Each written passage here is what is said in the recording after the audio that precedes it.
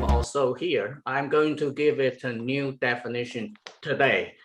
So it is a suggestion for peace in Jerusalem. And Carl would laugh at me, say it's impossible.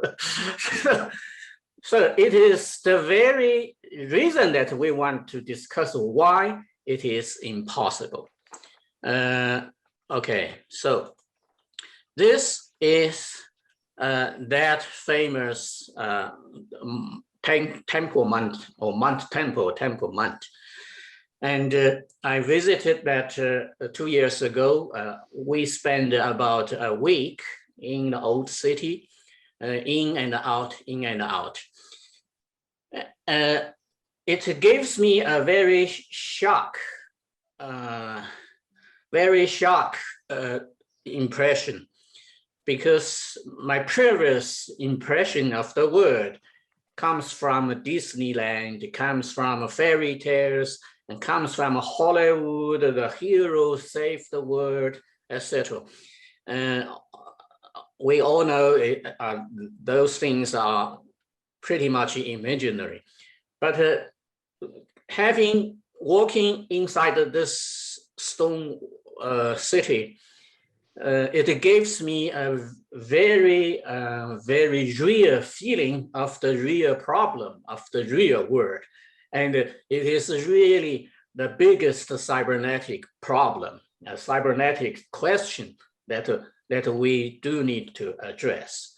So I'm not sure if I can do that, but the first thing I realized when going through this bridge into the sacred place is that it's shocking to me. It's because going here above, looking at the Wailing Wall, looking at Jewish people crying here,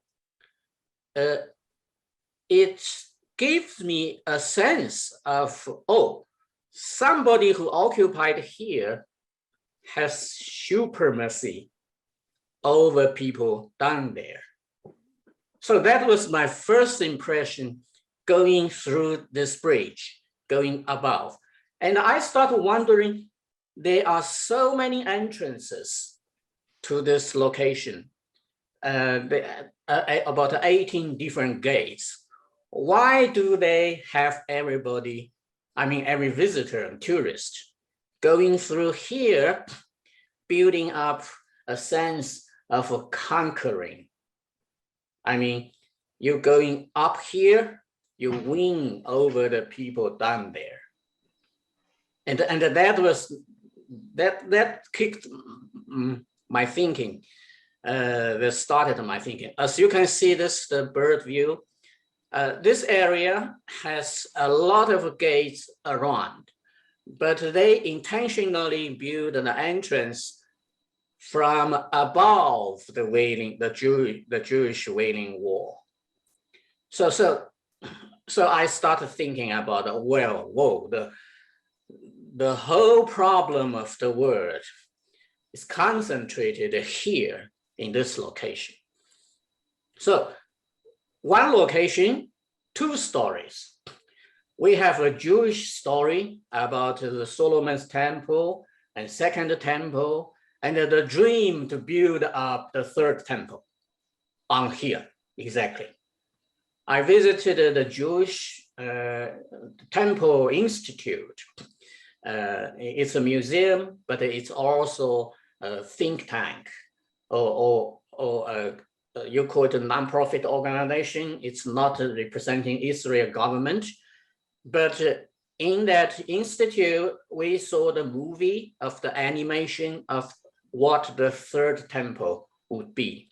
Well, in that vision, the third temple will completely wipe these things out and rebuild the whole third temple.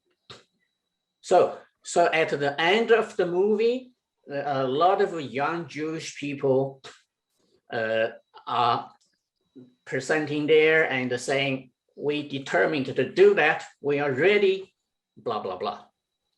On the other hand, the second story is the Islamic story, the Muslim story. So Wenjun and I, we passed all the very severe security check and we entered into this area. And we were so excited. I was with my cameras and boom, boom, boom, I was an amateur photographer. So we were trying to getting closer to this stone, but far away, like more than 30 meters or even 50 meters, there are people over there shouting at us, "Stop! You cannot come over." And we were very shocked because in my limited knowledge, this is Israel. We have an Israel visa, and this is a tourist spot. We are supposed to visit it and appreciate. No, we were shot at, and because we are not allowed to get closer. And here is a mosque, real mosque. Okay, this is the dome. This is the dome over the rock. This is the mosque. And we were trying to approach the mosque because there is a museum there. The same thing happened. We were refused to getting closer. Don't come over. So in the end, we can only walk around on this ground and looking around. So I cannot hold my curiosity, so I asked the guard, the fully armed guard. He was very friendly at the beginning. I said, is this Israel? We have the Israel visa and we're visiting here. Why are they stopping us? And as soon as the guard heard my question, her face suddenly changed into angry. And he told me, "Don't ask me that question. I don't know." So we were very puzzled and confused. So we go back to my laptop. I start doing Google search, and I realized, indeed, this is not Israel. This is under control of Jordan authority. So it is a different place. And digging further, I found a very fascinating story. In 1965, during that 6-day, 65 or 67? 6-day war. 67, right? Yeah, 6-day war. And that war was very interesting. It just happened that the Israeli soldiers took over this place. And they put an Israeli flag here just for 2 hours. And there is a long story in Atlantic magazine that I can forward to you if you're interested. But basically, the Israel's then defense minister watching the side with a telescope ordered those soldiers to lower down that flag. So it was already taken by Israel, but Israel gave it back to Muslim world to make peace. So 2 stories about the site. They are conflicting. You cannot find any compromise. And there are 3 perceptions of this place: Jewish one, Islam one, and also Christian one. But the Christian do not have stuff here. They have a church somewhere in other places in the city. So the main conflict is between Jewish perception and Islam perception about this piece. And this is really a deadlock from a visitor's point of view, because I can only see 2 futures from here. One future is that one side eliminates the other side.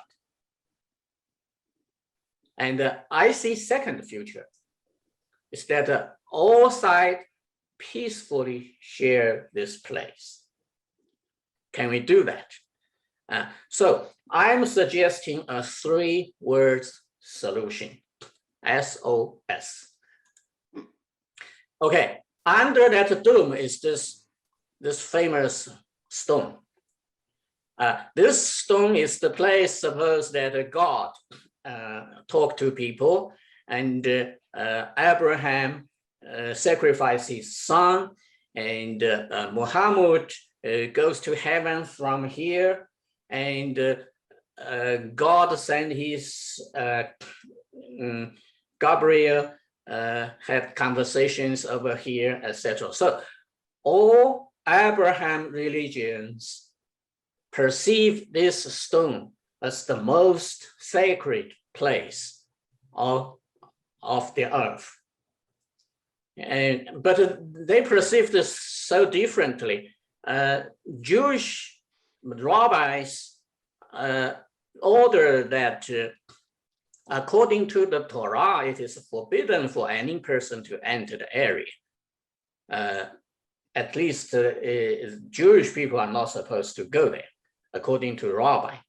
And according to Islam, they built a dome to cover it. And so it's owned by them. Now, my perception, I respect all four people living in Jerusalem, four different groups, because I'm not affiliated to any one of these religions. I do appreciate the effort of Baha'i faith that tries to unify all large religions on this planet. It is also linked to a Confucian ideal of the word. So at the very beginning, the Baha'i faith translated into Chinese as 大同教. 大同 is the concept, the commonwealth under heaven, promoted by Confucius. I also registered as a humanist when attending the World Parliament of Religions for the humanist purpose of embracing all elements of humanity from different religions.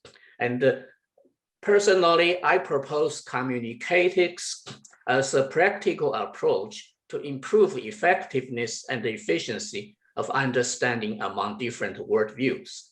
And we're talking about the different worldview here and the different worldview in war. But my bottom line, like just Qiangxi mentioned, is compatibility among different value systems. In other words, there is testing criteria.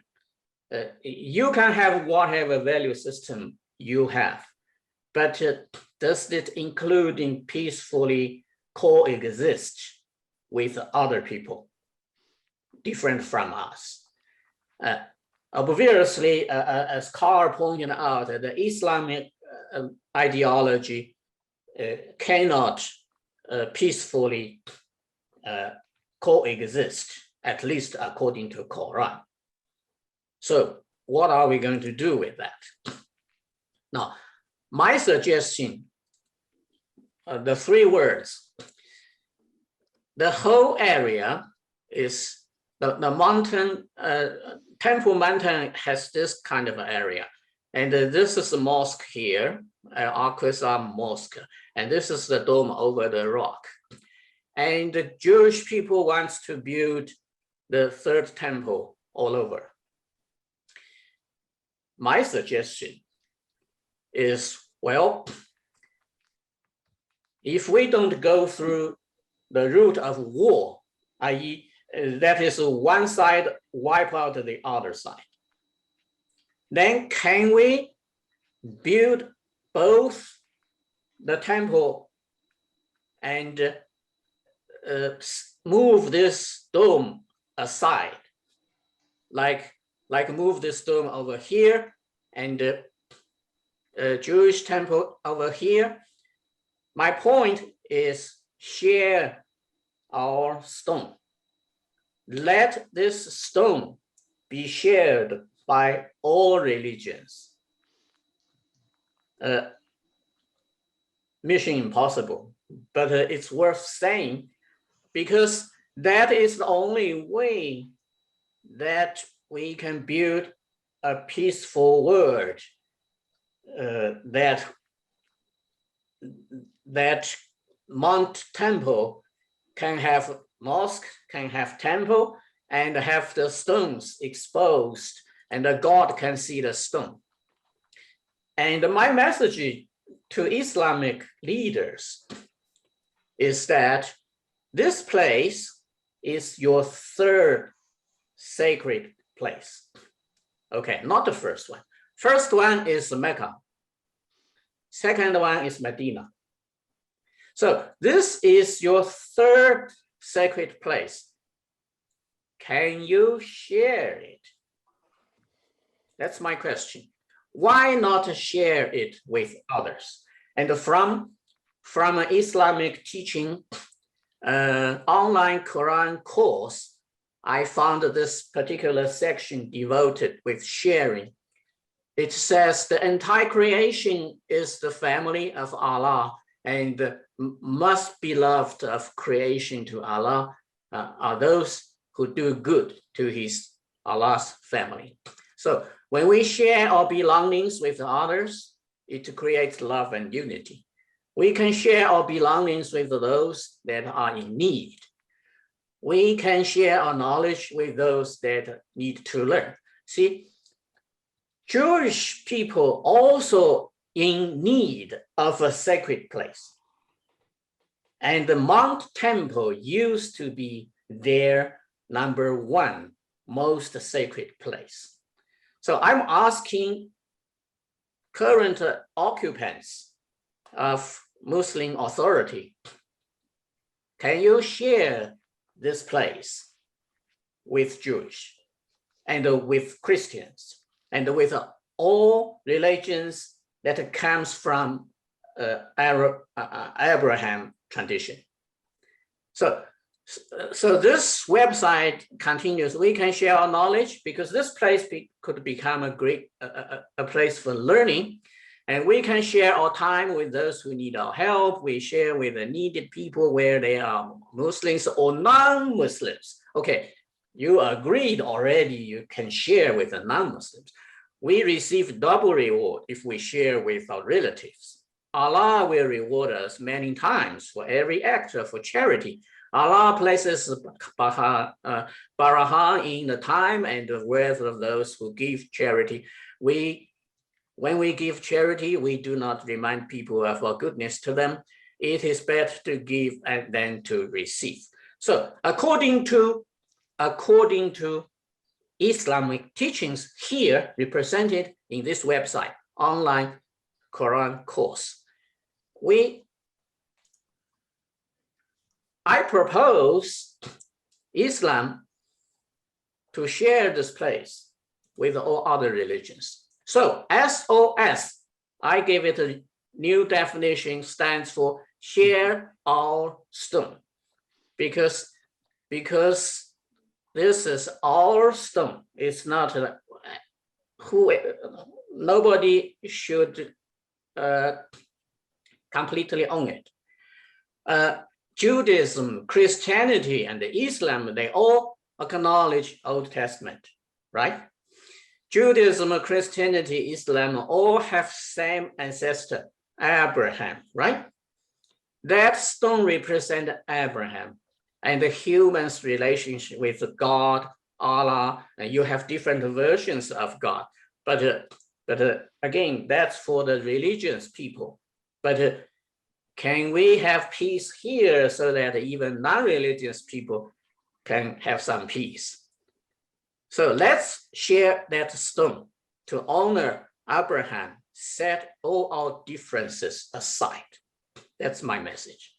Let's share Temple Mount by building the third temple there, but not over or cover that stone, and moving the golden dome to side, so that God, Allah, can see the stone and all Abrahamic descendants, religions, to be able to worship that stone if they like, which opens to all. That is my suggestion. So the two paths and the two outcomes only here: to share or not to share, coexistence or wipe the other side from this planet. There's only these two choices. So we should make a choice. And all cultures need progress forward or die. And I do not agree that the nonsense of respect the diversity of cultures, because I think that is abuse of value. I discussed this topic elsewhere. Example, Muslim child marriage. Should we continue that? Chinese food banding. Should we continue that? Eunuchs serving emperor. Should we continue that? Indians burning widows alive. Should we continue that? African cannibalism. Should we continue that? And all of these are cultural phenomena. So I don't think they are all respectable, and I don't think they are all equal. Cultures need to be evaluated and ranked, sorry, Jamie, with the emerging universal value system. We need to define emerging universal value system that most of the people would agree.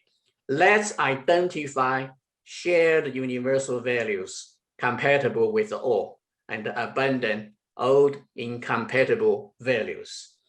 Let's learn from that king of Saudi Arabia to bring in television set to their country, to allow people to have cars. Those are all not written in Quran. End of the slide.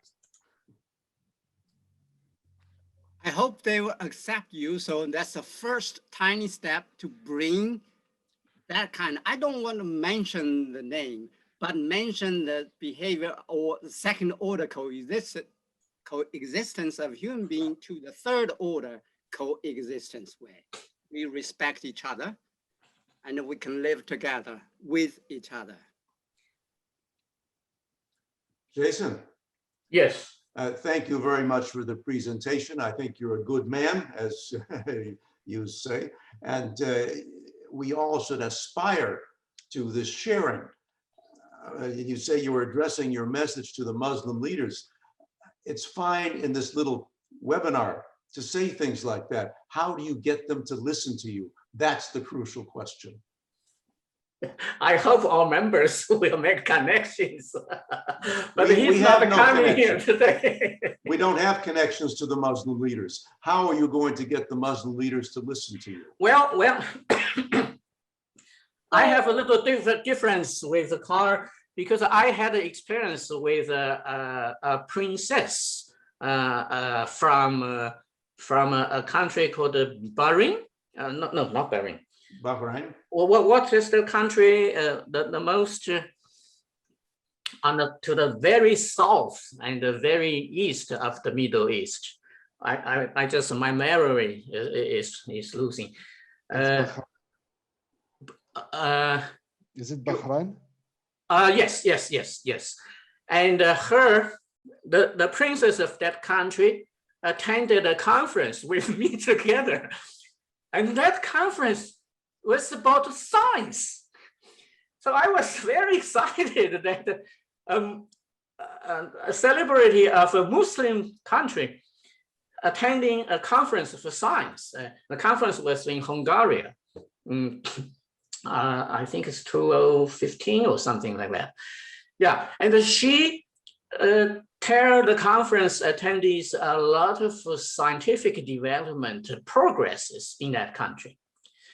So from that experience, I was thinking, well, maybe we don't have to be as as pessimistic as car, because cars is no hope to foster or to facilitate a peaceful transformation.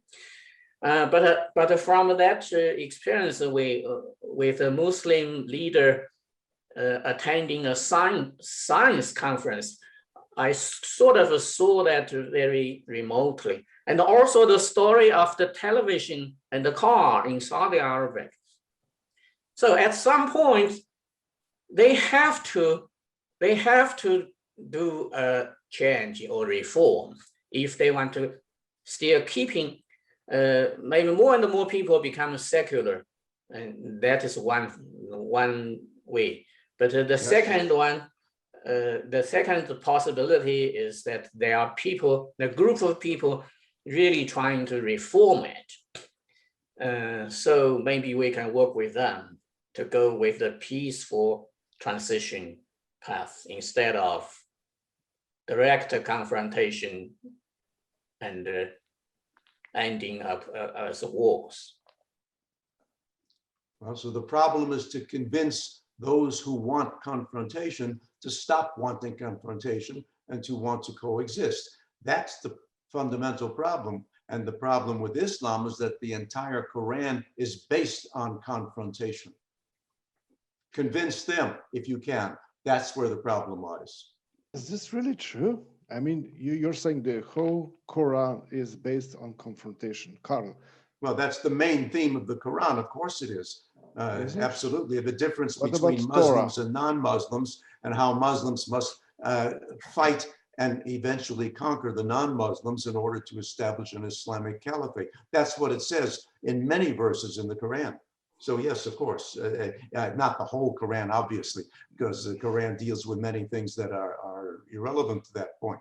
But the main theme of the political aspect of the Quran, yes, it's confrontation with non-Muslims and defeating the non-Muslims in order to make the whole world Islamic. If you look at, again, at page 22, look at some of these verses from the Quran. I'm not making it up. That's what it is. And it seems to me that everybody here, if you want to be able to say anything about Islam, you must read the Quran, because they do, and they take it seriously.